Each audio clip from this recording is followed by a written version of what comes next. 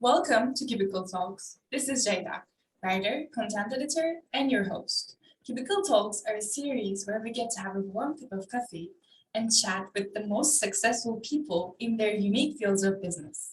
In this series, these incredible people share their jaw-breaking expertise with us, and we bring them to you for your success. So grab yourself a warm cup of coffee or tea, and let's begin. At Project Cubicle, we've been talking a lot about leadership. We saw the leadership styles, what drives a leader, choosing the right way to lead your team towards high performance, managing conflicts as a leader, and so on. However, so far, we kept it external. But today, we are going to zoom in. In order to lead people to master and meet their full potential, the leader must first lead themselves. They should walk the walk as they do the talk. How are they going to succeed? But we don't seem to associate success with our internal freedom, clarity, and peace of mind or emotional balance, as our guest here says. Simple as it may be, there seems to be no shortcut to self-mastery and self-leadership. Today, we're going to direct our focus inside. With that, let's welcome our guest, a lifelong learner, traveler, coach, Tuomo Vauhkonen, from all the way to Tahiti, French Polynesia. Tuomo, thank you for being with us today. Thank you so much. It's a pleasure to be here. It's an early morning for me, but I'm ready to go and really excited to talk to you and dive deeper into these internal world aspects today. So yeah, let's do this. Yes, I'm super excited. So I always like to start from the fundamentals. So the first thing I'm curious about is how long have you been traveling? Yeah, so I'll try to keep that short. I mean, I could give you a very long-winded answer, but let's Scandinavia and Northern Europe, and our culture back home is sort of we get kind of kicked out of home in a good way. Sort of when we're 18, sort of go out into the world and explore and spread your own wings, if you will. And so I left home sort of when I was 17, 18 in a way, and I lived by myself for a little while back in Finland. But then at sort of 20 years old, 2021, I set off with a one-way ticket from Finland to Cyprus. And I told mom at the time that I'll be back home in 6 months. And that 6 months turned into sort of 15, 16 years.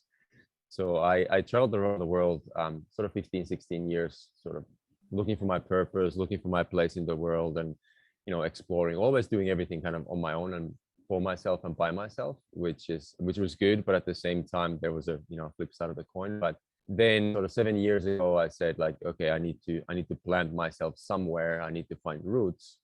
And I found myself here in French Polynesia, here in Tahiti, South Pacific. And that was 7 years ago. So so I suppose I traveled for 15, 16 years, but right now I've been more settled the last 6, 7 years. So yeah, that's a quick nutshell into my world. Wow, that sounds like quite a journey. Like when I look at what you've been up to, what I see first is a lifelong learner. So I'd like to ask you, how would you describe what you do right now? Yeah, that's an interesting one. So how do I describe? Like a lot of the times I tend to think that it's the best way from the other people hear what you do, but at the same time, you also need to obviously, know what you do yourself. But yeah, absolutely, lifelong learner. That's the first thing that I do. I try to progress and grow myself each and every day. And obviously, being a coach and a mentor, that's sort of outside what people see that I help people optimize their lifestyle and performance needs, if you will. That's kind of the easy answer to it. But what I really do is I help people to find clarity, empower their path, if you will, and know that they're on the right path, and find them habits and rituals and routines every day of how to stay on that path, or either when we fall off, how to get back on it, if you will. So I would say clarity and empowerment are one of the big and purpose. Those are the three big words that come to mind straight away. So then the next question should shape your answer based on that. I'd like to ask, what is success for you? What are your parameters to measure success? How do you know you made it? Yeah, that's it's interesting because I wrote about that a little while ago. Actually, last week I wrote an article about success and what it means to people in general, and then I also touched up on what it means to me. And for me, the word that comes out straight away is fulfillment. Success is yes, it's something external, but to me, it's I measure my success almost every single day when I put my head under the pillow in the end of the day, how fulfilled I feel. So it's more about the feeling in the end of the day. Of course, those external things, they matter, and they're sort of parameters and milestones and financial things. Of course, I'm not going to lie that they don't matter. Of course they do. But for me, the fulfillment in the end of the day is the biggest sort of milestone that I look at. And then obviously weekly, monthly as well, there's certain things, but that sort of daily fulfillment in the end of the day, like, did I have a good day? Did I make a difference today? And it's almost always more about the feeling instead of a thought or thing that happened in the external world. So yeah, fulfillment is a big one for sure. Then I'd like to ask an additional one here. Would you call yourself an intuitive person? Would I call myself a intuitive person, like a person based on your feelings? Do you live based on your feelings, emotions? Yeah, intuitive. I would say yes, and at the same time, well, let's put it this way. I learned this from someone years ago who was in a very high position in Microsoft. I think 7 to 8 years ago, maybe even more, actually maybe 10 years ago by now. And we were having a discussion about books, what books we read and so on. And we talked about intuition and we talk about sort of knowledge.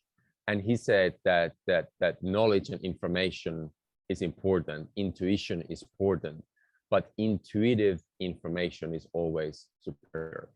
So what that means to me, and that really hit home for me, and I've kept that. So intuition is something that comes from obviously from inside, sort of like a gut feeling.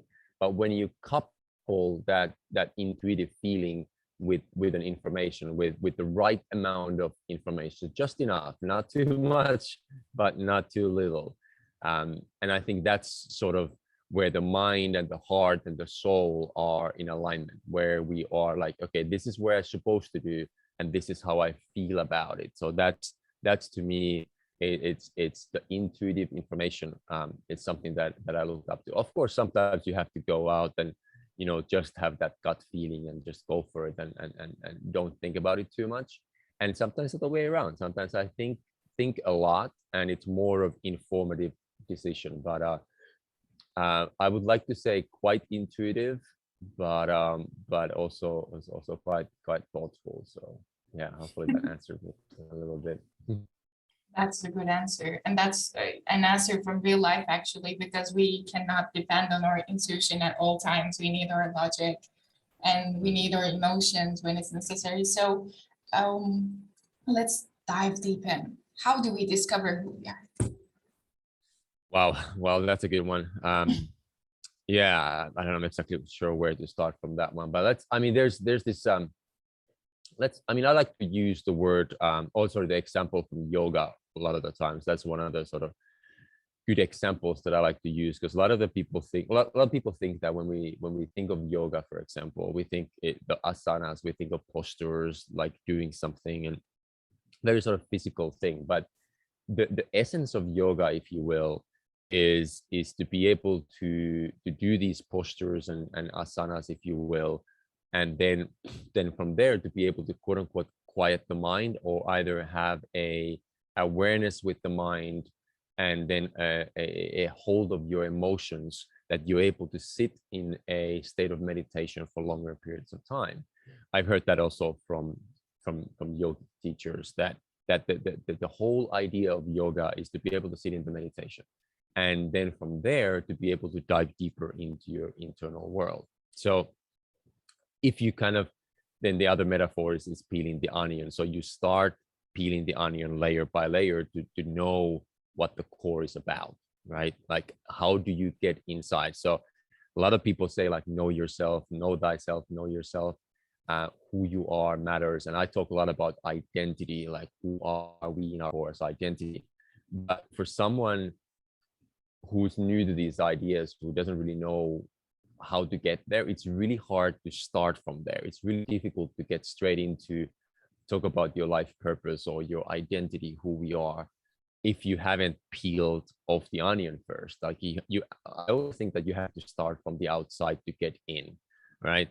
And that's your habits, that's your routines, that's your rituals, that's your mindfulness practice, having the right kind of people around you, and having a lot of quiet time as well. Having, for me personally, the one of the number one thing is solitude.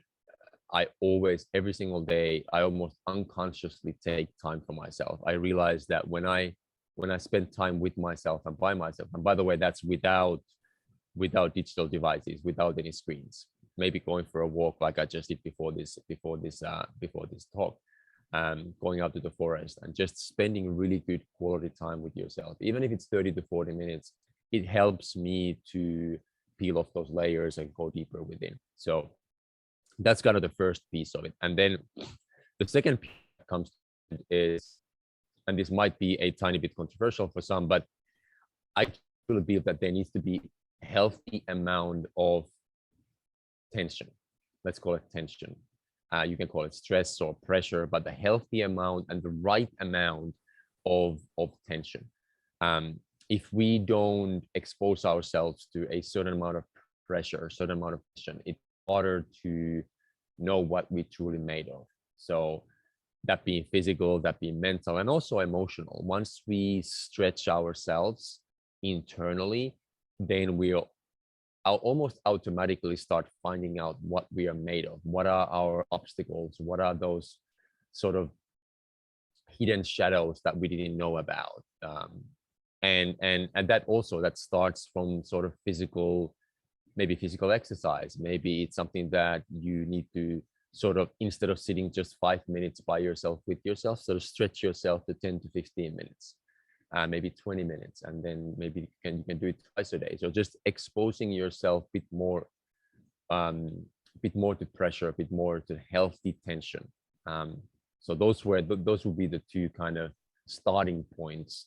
And then obviously knowing yourself, it's a lifelong journey. Like a lot of the times I get to a certain aspect, to a certain point, and I'm like, oh, I got this. I know math, I'm good path, and then comes up and you're changing and evolution happens, and it's like, okay, all right, looks like I still got some work to do. So yeah, so that's those are the few sort of ideas that I look up to.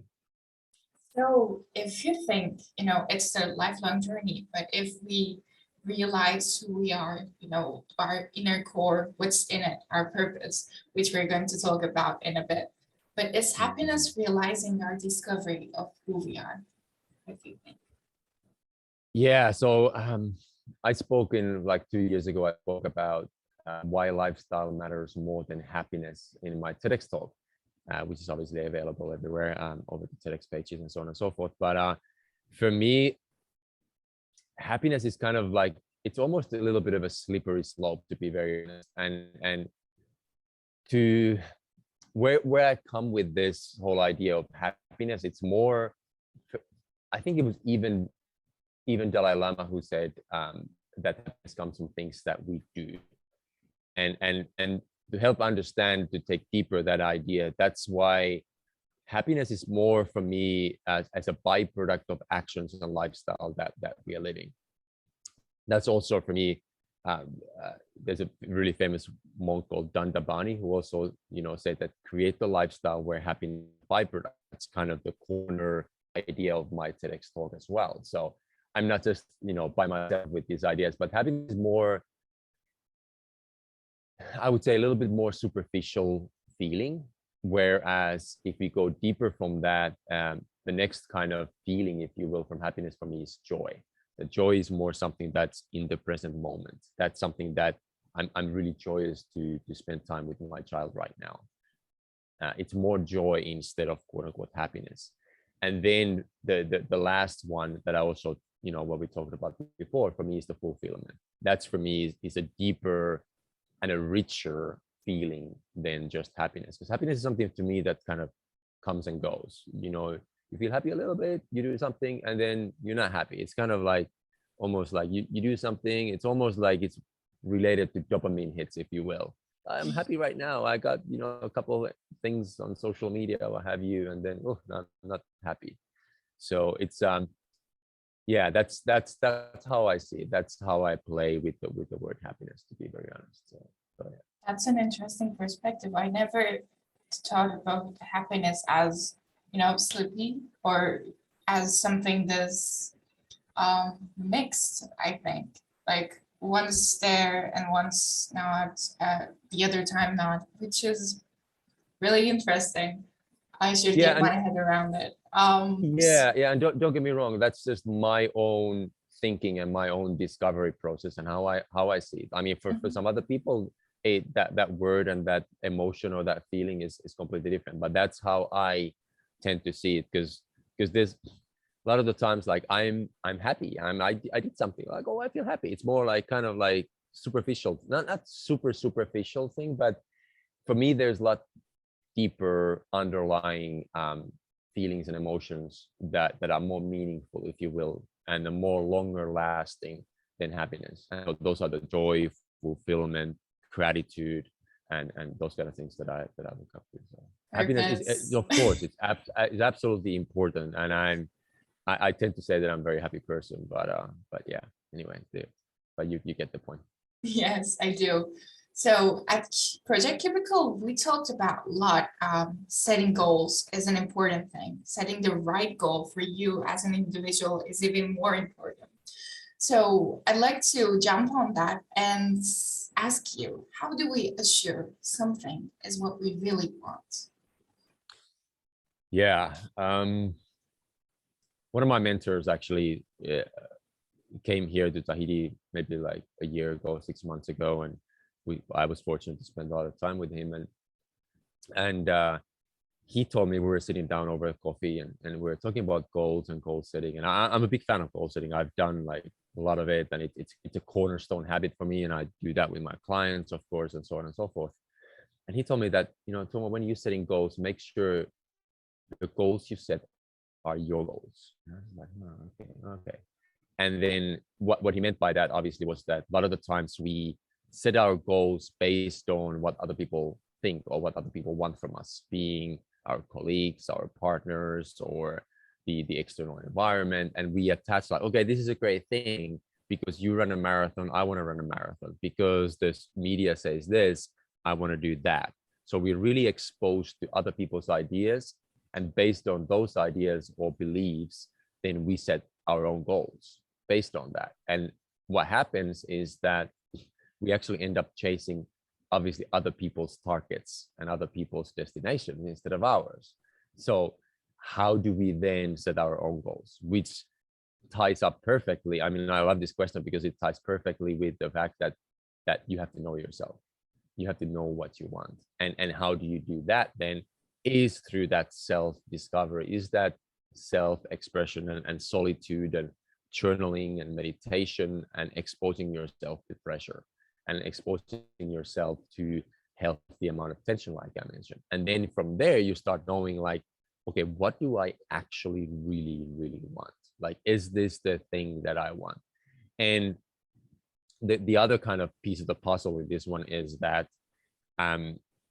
we might think that we want something, we set these goals, but then only when we start walking towards them, only when we start moving towards that target and doing the work, doing the path, if you will, we start finding out like, now the goal looks a little bit different. Once I get closer to it, it starts looking a little bit different. Like, is this something that I really truly want now? Right? So you thought something that, okay, I want this, and then you go closer to like, is that it? And that's very much for people like myself and high achievers and high performers that I like to work with. We have this tendency to we like the chase. We like the actual path. We enjoy the journey to get there. And in the beginning, those goals, they look like really interesting, and really there's a lot of movement, and there's a lot of fire behind us to get there. But once we get closer, it's almost like even before we get to the goal, we already have our sight to a next thing. or like what's the next thing behind this goal, right? And some people think like, oh, that's bad, you never stay present, you never like enjoy the milestones and goals and achievements. But I think for us it's more about enjoying more about the path and enjoying more about the chase, about starting business or finding new clients and serving them. Like I love the serve, like the actual service is where I get a lot of fulfillment, right? So how do you set right goals is trial and error to start walking towards, set some goals and almost like set the goal, then forget it and start doing the work. So and then you figure out if that's the right thing. And again, in the beginning, sort of in your early 20s, early maybe even 30s, you're not really sure what you want, and that's totally fine. And then just keep setting them and keep going forward, and that's how it comes out. And then the last piece about goal setting is that in the beginning you might have 5 to 10 to 15 goals that you wanna set out for the year, for example. And right now, for example, next year I have like 2 to 3 big goals, and that's it. Like I'm highly driven, but less about the amount of goals, but more about the quality of them. So yeah, again, that's a kind of long-winded answer to how do you find your goals, and how to know that the goals you set are actually your goals. I have another question to that, actually, the other side of it, or rather, we want something, we work hard day and night, we do everything in our power, we defeat obstacles, and we celebrate milestones. But what if that is not the right goal for us? How do we know, or when do we know? What do we do then after coming Yeah, that way? yeah, and I love that question, by the way. And I think I think once we quote unquote stay in our head a bit too much, we get wrapped around, and like the space in between here, between these two fingers, gets really small really really quickly. So how do we know that we have the right goals? What about how do we feel if we have the right goals? So connecting more to the feeling again. How do you feel about that goal? Okay, that's a different kind of question to ask yourself as well. And how do you know and feel about it is when you do, like, start doing your goals, and then you get some feedback, and you see what other people are saying. In a way, so feedback, I know we just talked about that we shouldn't compare ourselves too much to other people, but feedback is crucially important. And then from there, like, is this something that I really enjoy doing? Do I really enjoy the journey to get to my goals, right?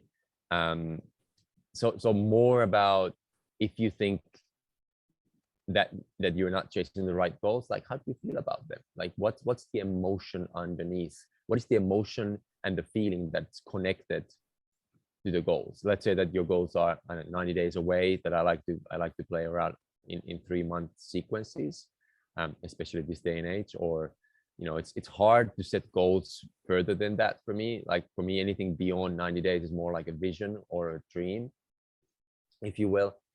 And so, but let's say that you have a goal for end of next year or in 3 years time. What is the emotion attached to that?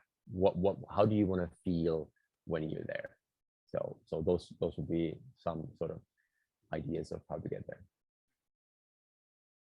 That's the perfect explanation.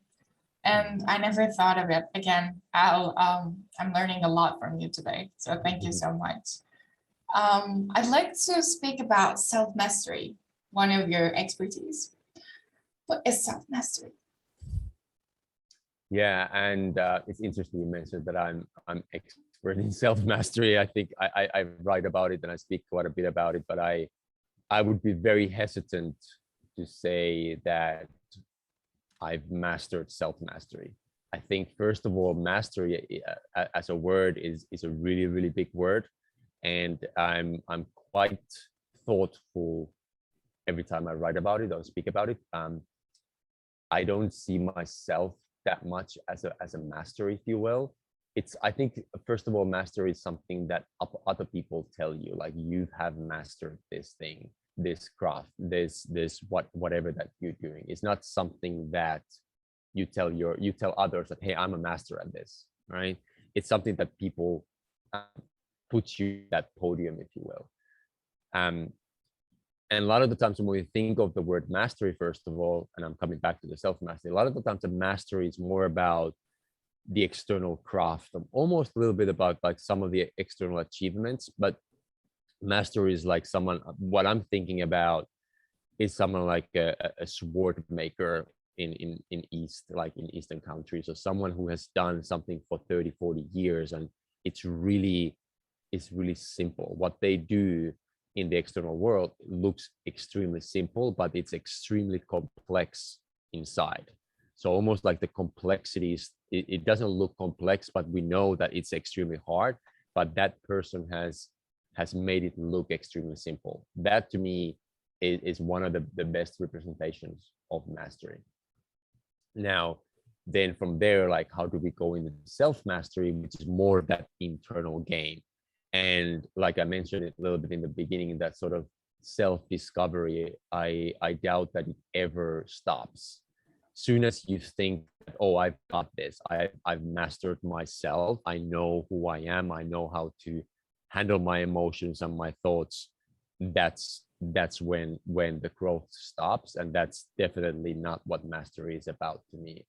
To me, self-mastery is continuous self-discovery, continuous self-growth, and understanding that the internal world is a lot deeper than we know, or than we feel about it. There's so many layers that are still left to be peeled off. So that to me, understanding that maybe externally we can get to a certain level, and other people can call us quote unquote masters, or you're a master at, you know, XYZ, but the internal self mastery, it's there's no end to it, there's no destination to it. It's a continuous process, if you will. And the last piece about that sort of self mastery versus sort of external mastery, if you will, is that also the people that are quote unquote masters, or they've mastered something, they don't think that they've mastered it. You know, maybe other people might think that that person is a master at something, or he reached mastery, but that person himself or herself, they think that I'm a student. Like every master more than likely thinks that they're the student of the game, like they're student in life, right? And they never really arrive. They're on the path, or at all times. So About this, we've spoken with one of our guests, Suzanne Madsen, and she gave a perfect example to this, which I'd like to recall. She said that you cannot see who you are from inside because, you know, metaphorically speaking, if you are a bottle and you had a label outside, like you wouldn't be able to see what writes on it. And then other people would need to tell you, and that's how she spoke about feedback and, you know, basically telling who you really are, or being able to say or decide who you really are. As you said, it's really difficult to do that on our own, because even though we look in the mirror, what we focus basically are inner selves. We are biased. Therefore, it's really hard to be objective. yeah, So 100%, absolutely. And that I love that. I love that idea, the bottle metaphor. I think it's, you know, there's this kind of seesaw battle a lot of the times that, oh, the internal world creates the outer world, and then there's the outer world creates the inside world. And I think it's neither, but both. Like both are absolutely necessary. You have to be able to understand how interconnected our internal world is to outer world, and how the things that we do, sort of the external mastery, if you will, how then that translates, and how that helps to know ourselves even better. So I don't think it's one or the other. It's definitely both, and they're so interconnected that it's hard to separate them. I agree. And let's leave self-mastery and our core to one for a moment, because I'd like to ask about high performance, and then we're going to see how they connect. As you said, you gave a lot of clue to that, actually. Connecting the internal and external world is crucial if we like to survive and if we like to really master our journeys. So what is and what is not high performance? Yeah. Again, that's a great question and a massive question, and you could there's so many different answers. Again, the sort of very sort of superficial, the first thing that comes to mind is someone who's a top athlete, someone who's grinding it out every single day and being able to show up, a CEO of a company who's performing, and it's a lot of sort of results oriented. That's what we think of high performance, but we can't forget the sort of, that's for example, a single mother of three who is working two jobs. That is very, very much high performance needed lifestyle that you need from that kind of person, instead of someone who is running a big company and have 15, 16 employees and have a chef and a cleaning lady back home. They just only have to concentrate on one single thing to be performing at high levels, right? But for me, when I think of high performance, is that if you are only performing in one small area, and let's say that your family back home is lacking, or you're not present with your children, or you're not sleeping well, or your personal relationships and your friendships are not in check, then the overall bigger picture is not whole, it's not sustainable, if you will. So when we think of high performance, I think a lot of the times we just think of very sort of specialized skills that people might have, or we might look at. For me, when it comes to high performance, another word that comes straight into my mind is, and what I always think about and talk about, is sustainability.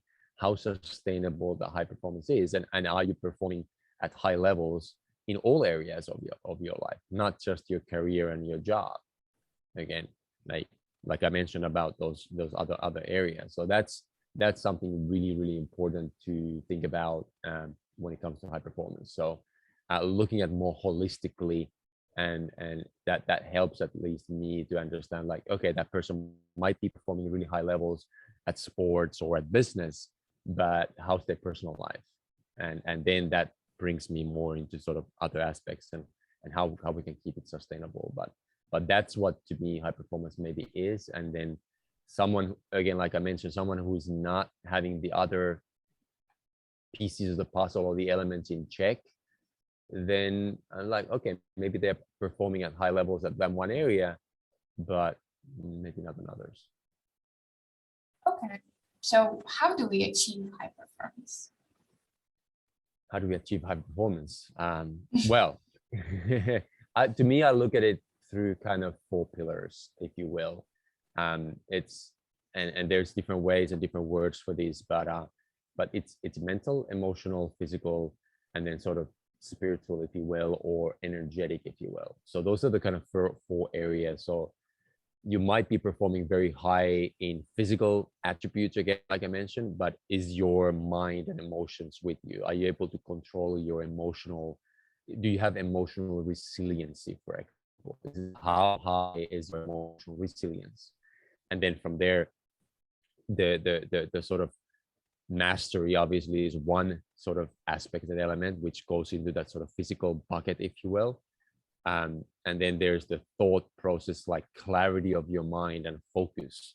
A lot of the high performers have very, very focused mind and clear intention. So that's more from up here. So that's the other area of high performance. And then the last, which is sort of the deeper internal, which I called it spiritual or energetic, but that then translates to me to a purpose. Are we doing things with purpose, and do we have that sort of bigger underlying why and purpose and meaning behind and under our actions? So those will be the sort of four big areas that I look at when it comes to high performance. And then how to reach that, how to get to high performance, is how do we find purpose? How do we find clarity? How do we become more resilient and work towards mastery? So again, it's not an easy path, but nothing easy in life. Nothing worth doing in life, I think, a lot of the times is not very easy.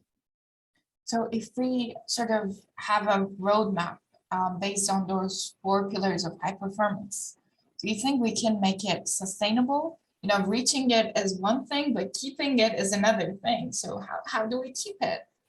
Yeah, absolutely. Fantastic question. And that sustainability, sort of long-term high performance is what I really look up to. I don't, if somebody's, performing at high levels for a couple of weeks or 1 month, or they have one event what they really like excel at, or something, one thing, one off that they really excel at, that's okay. Like, that's great. Okay, can you repeat that process? Is that process repeatable? Can you do that, tomorrow? Can you do that next month and next year?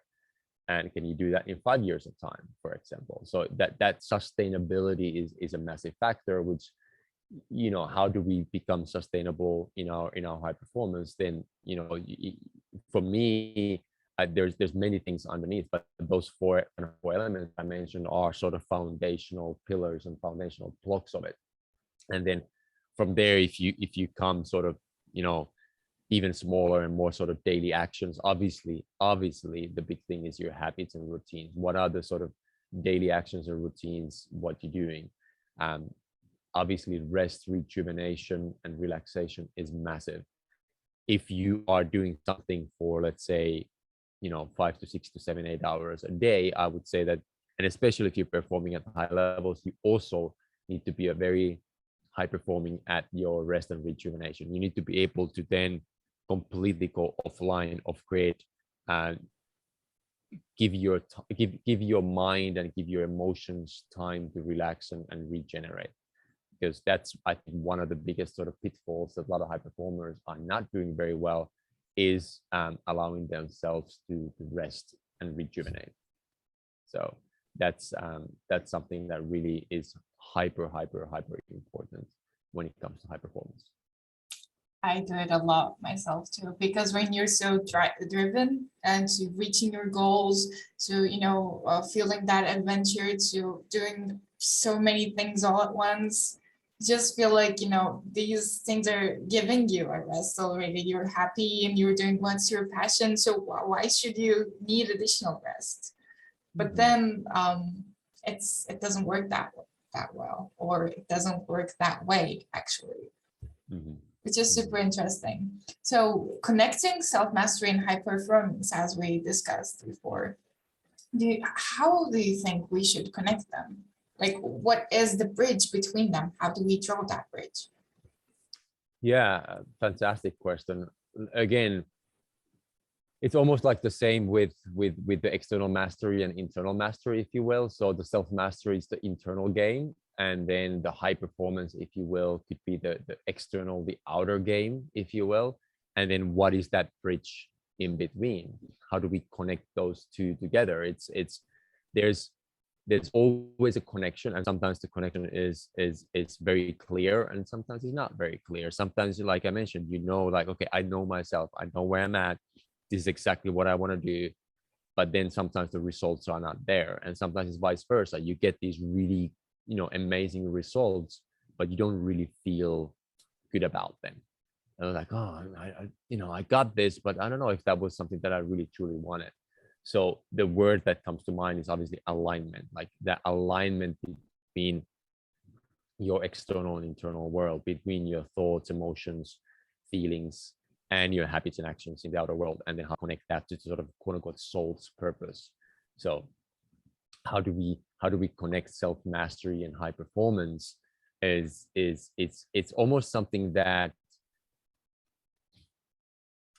you have it, like you have that alignment for, I don't know, X amount of time, let's say few days, few weeks, and then sometimes you're kind of a little bit off from it, and then you have to come back into it again. So alignment, or the balance, if you will. Balance is something that, another word that comes to mind when I think about that question. But it's something that's kind of like, we're on it, like, okay, we have this alignment, I know exactly that I'm connected to my inner world and to my external world, and then the next day you're off a little bit, and then you have to kind of bring yourself back into it. But yeah, it's an interesting, and I think it's also very personal, like I mentioned, about those internal goals and external achievements, and how do we connect them, and how do we feel about them. So I would say that the other kind of, the last piece that comes to mind, and is that, we a lot of the time say that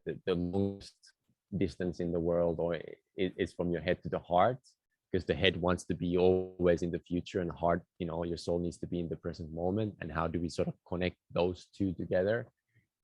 It's what comes to mind. Like, I want to be performing at high levels, but I also need to stay present. I need to make sure that I have the clarity of where I'm going, and the presence of mind and body. So yeah, long-winded answer to that one, but it's I'm not sure if there's a one right answer to that.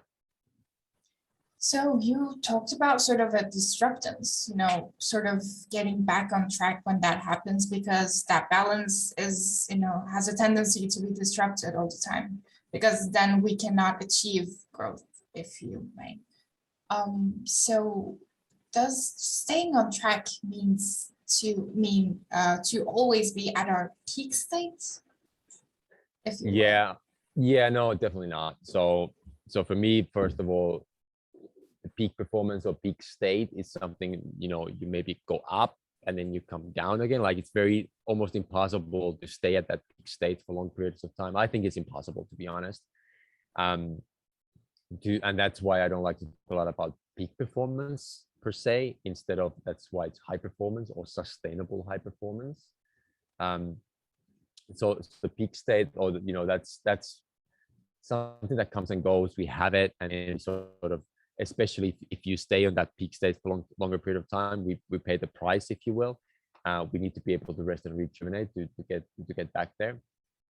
And then sort of how that translates to balance, I think, or the sort of getting back on track, if you will, is that, for me, the balance is it's a flow. It comes and goes, almost like your breathing, your heartbeat. Like, everything just ebbs and flows. It's a natural flow of life, if you will. Sometimes you're at the peak, and sometimes you're in the bottom of the valley. And then how do you navigate that? You're never really on the flat. Like, sometimes you spend a little bit of time on the flat road, but then there's an uphill, and then there's a downhill, and you climb up to the mountaintop, and then you come back down to the valley. So that's why I'm not a huge believer in the balance per se, especially in my field with high performers and high achievers, and looking at sort of the flow of life. There's maybe balance if you look at really, really, really high level, but those peaks and valleys and ebbs and flows are part of the balance. They're part of the equation, if you will. But sometimes when we are high performance or trying to manage so many tasks all at once, or working so many jobs, being busy, and that's we love that. We love doing that because we're driven and we want that adventure and we're passionate and so on. But sometimes when we are at that bottom state, we feel like we failed. We feel like we are not making it at all. Like we sort of ignore all our successes, what we've accomplished before. Is there any way you think you can think of to get in front of that? Because I think that is sort of damaging our previous successes and sort of damaging our mindset, because we're, pretend or treat ourselves like we're failures when we're achieving so much all at once. Yeah. I mean, yeah, fantastic question again. I think that the first thing, which is not an easy reframe, if you will, but looking at those failures as growth opportunities, looking at like everything is an opportunity for me to grow, and understanding that the more I fail, the more I'm able to then to win and succeed in the long term. Especially if you are able, and when you're able to learn from those mistakes. I think the biggest mistake is that if you didn't learn anything from that mistake. If you never make any mistakes, I don't think you're able to succeed in the long term. Like if you never lose, if you never fail, where does the growth happens? Where's the growth coming from then? And most of the people that I look up to that are quote unquote successful, they have failed a lot. A lot of the times you fail 10 times more than you succeed. And then again, like we look at those, we don't a lot of times see those failures of the people that really succeeded a lot, but they have failed a lot, and they've grown through those failures. So that's the kind of the mindset shift that you have to make, like especially if you're in an entrepreneurial space and you playing a little bit of a quote unquote bigger game, and you set bigger goals.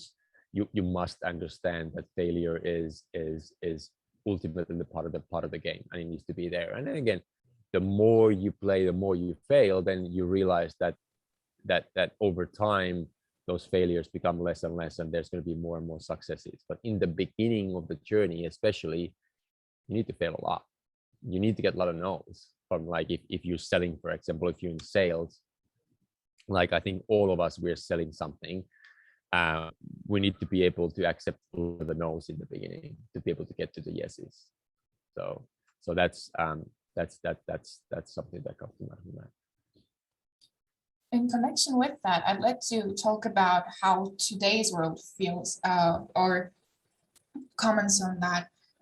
I feel that in today's world, we are expected to always succeed. You know, if we can't succeed, at least stay productive, stay present, stay something, sort of always be in the flow. And I don't think it's possible. I feel the need to sometimes just stop and leave everything and just be, go take a walk, listen to some music. And I think today's world are giving us a lot of tools, which are sometimes beneficial and at times not, because I think it also puts pressure on us to do something that we are not ready to, or our needs may be different at that moment. You have a saying which I really love. You say that the current hack culture makes us believe that we must have the latest tools and gadgets that would allow us to perform better, and that without them, we are not keeping up with the pace. And I love that. And I agree with this sense. So do you think hack culture have become a lifestyle of today's world? Do you think we should cope with it instead of adapting, and how?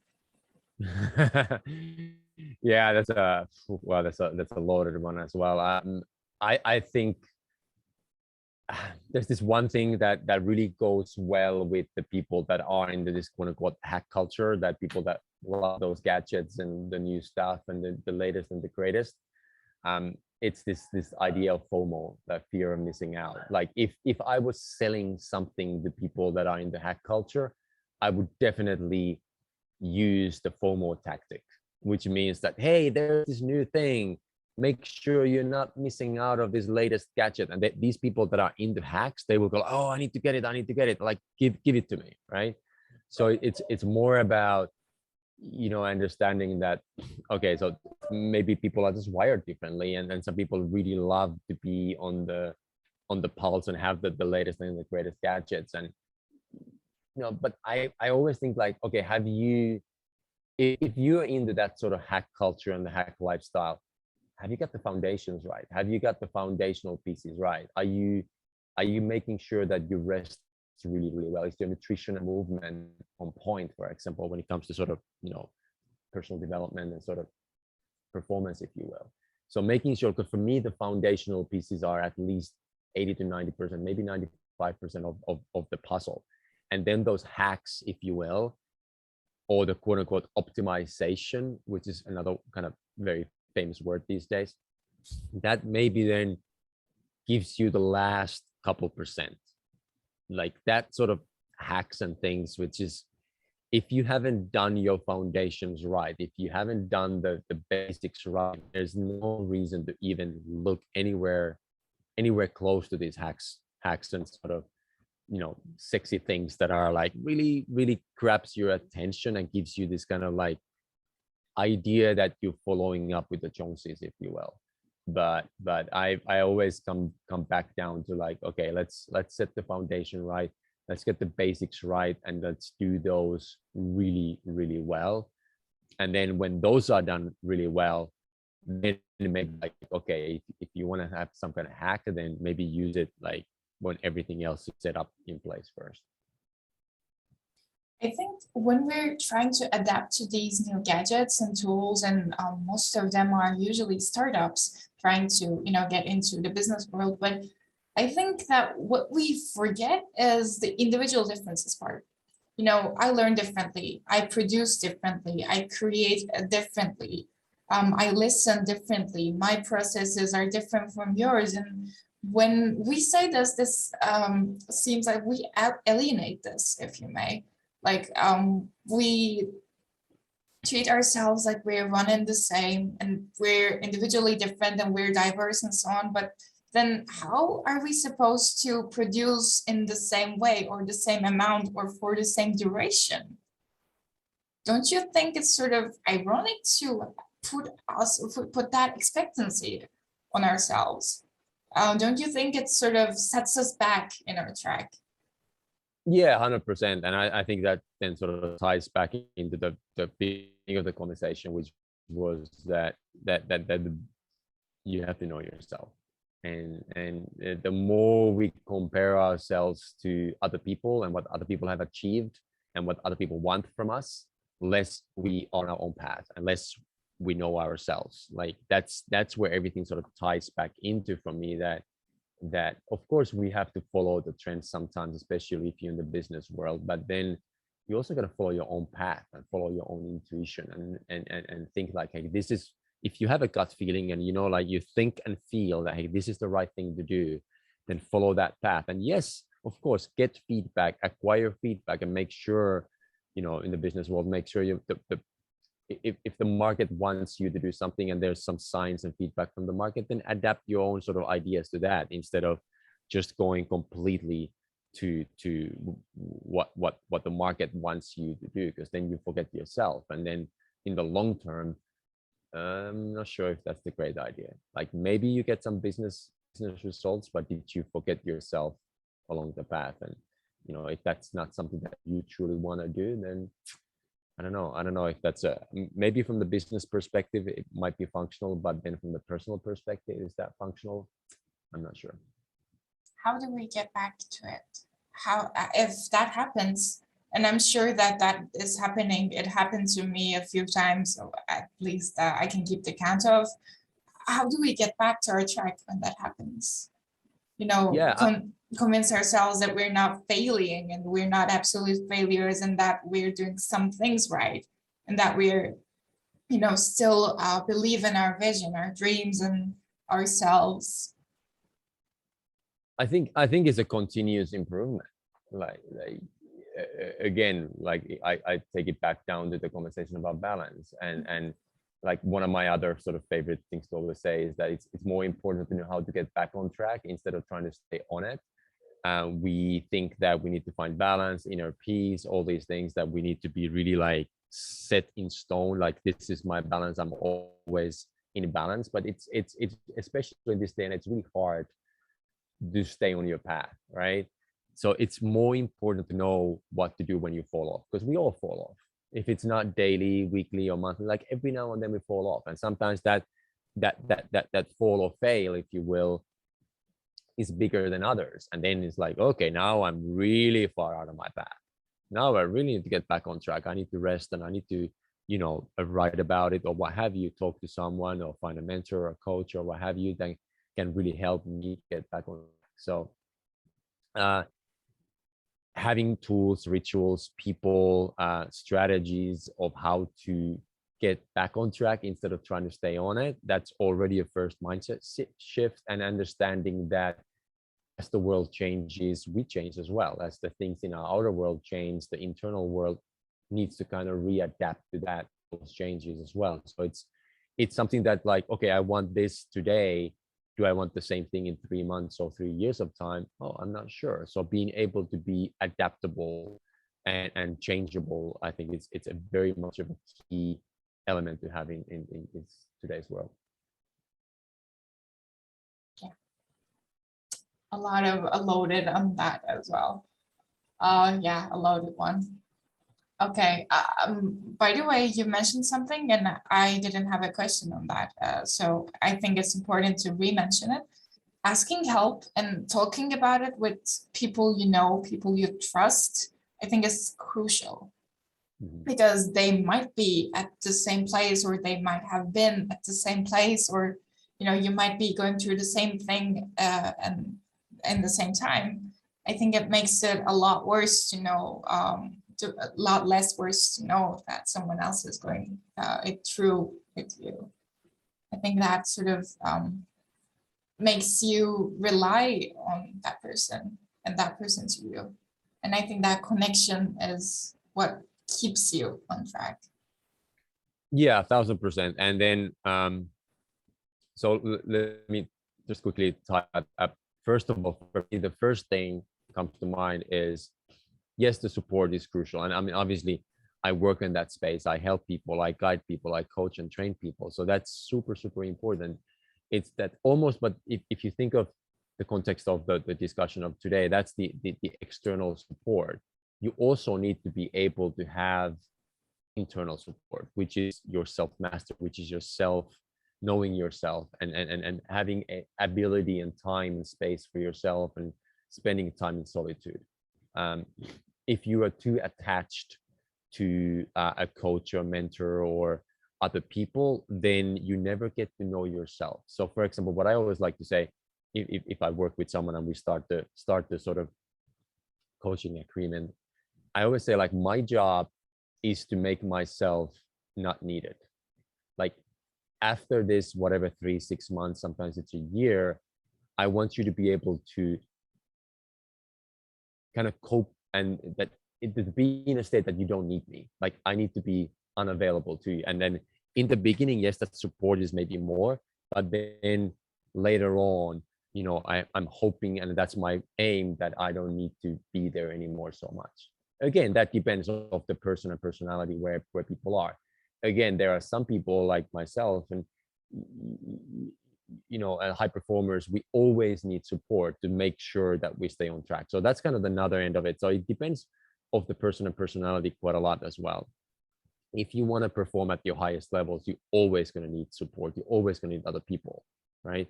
But some people are in sort of transition phase where they just need someone to kind of hold their hand a little bit or guide them and support them for X amount of time, for maybe 6 months or 1 year or 3 months or what have you.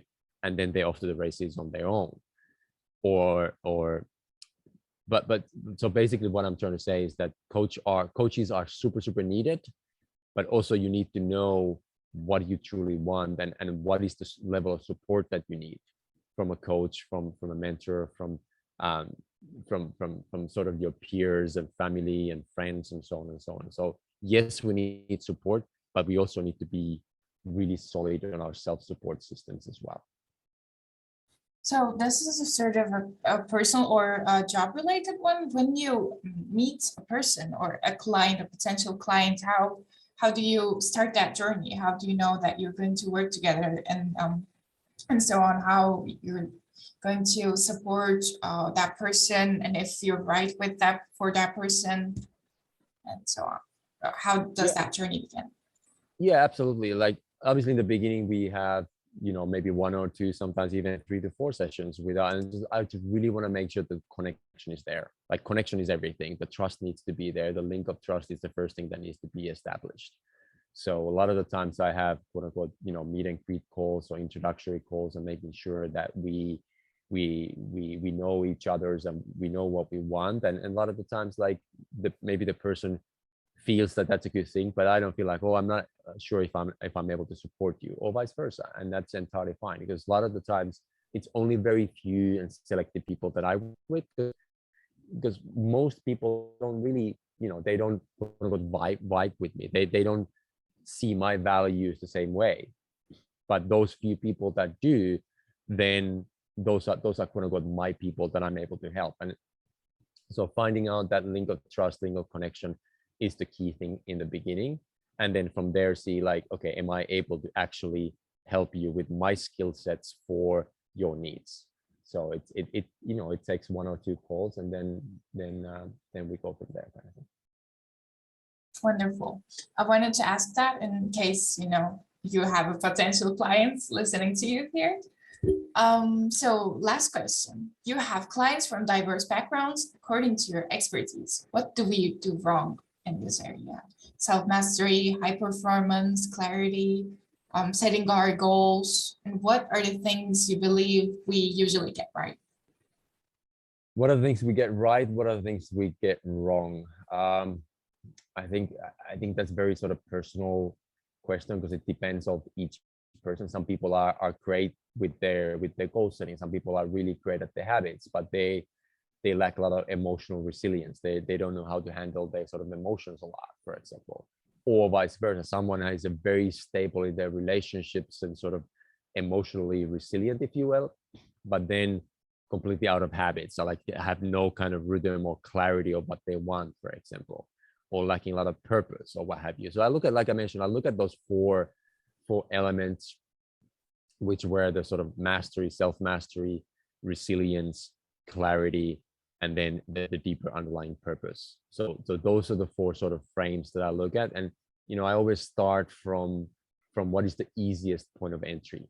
Like I mentioned, if somebody's really new to idea of finding your purpose, for example, then okay, let's just make sure we got some daily routines and habits in place and start from the first access point, the first easiest point of entry, if you will, and then go from there. So and then what a lot of people do good, and obviously some people are good at other things, then it's very hard to generalize what we do right and what we do good, because because especially the line of work that I do is very personal, and then going from there. But yeah, I'm not sure if there's a right answer to that because it's so individualistic almost. Yes, it's relative. I definitely agree. So a relative question, and this is the last one. As far as think or think, what do you want out of life? What is your purpose? What is your vision? As a last personal statement. I think to me it comes down to the daily fulfillment, to be very honest. Yeah, I mean, I have goals, I have visions, I have all these like big things, but in the end of the day, what I really truly want, like I mentioned in the beginning, when I put my head down on the pillow, that I'm safe, that my family is safe, and I feel fulfilled. So family is everything. We have almost a 2-year-old in the house, which has completely transformed my thinking and my life and my feelings. So now family is everything, and personal fulfillment. So those are the kind of two things that are absolutely the biggest in my life. Of course, there are I enjoy doing a lot of things, but what I truly want is daily fulfillment and time with my family. Wonderfully said. That is relative, of course, and the answer can be anything, which is good about individual differences. We all want different things. We all need different things, and it's okay for us to need different things. I think we forget recently a lot to emphasize that while trying to keep track of trends and currencies and so on. So Tuomo, thank you so much for being with us today. I can't talk today for some reason. I really enjoyed this. I learned a lot. So I'm inexpressibly grateful to you today for being here. Yeah, thank you, Seda. That was it was a great conversation as well, and deep questions always makes you think, and a lot of the times, almost every single time that I talk about these, I always maybe find a different angle or a different approach, and so thank you for hosting me. Thank you so much. It was our pleasure, and we look forward to seeing you here again in the future at Cubicle Talks. Thank you so much for listening, everybody. That was Tuomo with us. We spoke about self-mastery, high coaching, and a lot more. So stay tuned for more. See you soon.